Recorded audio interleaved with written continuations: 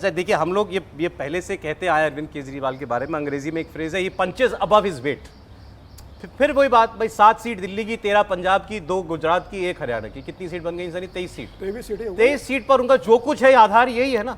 लेकिन बात जब होती है तो फिर वो सीधा प्रधानमंत्री पर बात करते हैं, मीडिया स्पेस भी जरूरत से ज्यादा शायद लेते हैं। देखिए एक बात बताएं, लड़ना भी तो चाहिए, तो बड़े से ही लड़ना चाहिए आपको। आप छोटे से लड़ करके आप कितना मीडिया स्पेस लेंगे?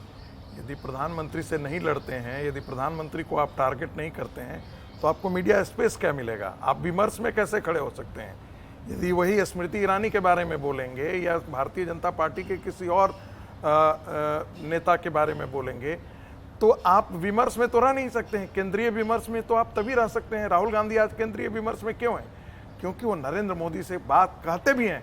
कोई विपक्ष का आदमी नरेंद्र मोदी से नहीं लड़ता, मैं अकेला लड़ रहा हूं, अकेला लड़ रहा हूं। ये और बात है कि बाकी पॉलिटिकल पार्टियां भी अब आज के दिन में आकर के कहने लगी हैं कि हम नरेंद्र मोदी से लड़ रहे हैं, लेकिन राहुल गांधी कहते हैं कि मैं अकेला हूं जो नरेंद्र मोदी से लड़ रहा हूं, इतना खुल करके नरेंद्र मोदी के खिलाफ बोल रहा हूं। तो स्वाभाविक है कि जब आप नरेंद्र मोदी के खिलाफ बोलते हैं तो नरेंद्र मोदी आइकॉनिक व्यक्तित्व है भारतीय राजनीति के।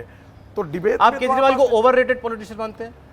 देखिए, मैं ओवररेटेड नहीं मानता हूं, मैं बहुत सक्सेसफुल पॉलिटिशियन मानता हूं। अच्छा। केजरीवाल को मूवमेंट से जितनी भी पार्टियां इस देश में निकली हैं, उनकी आयु बहुत लंबी नहीं रही है, और वो कम से कम अपने स्टेट से बाहर जाकर के निकल करके नहीं प्रचार कर पाए हैं।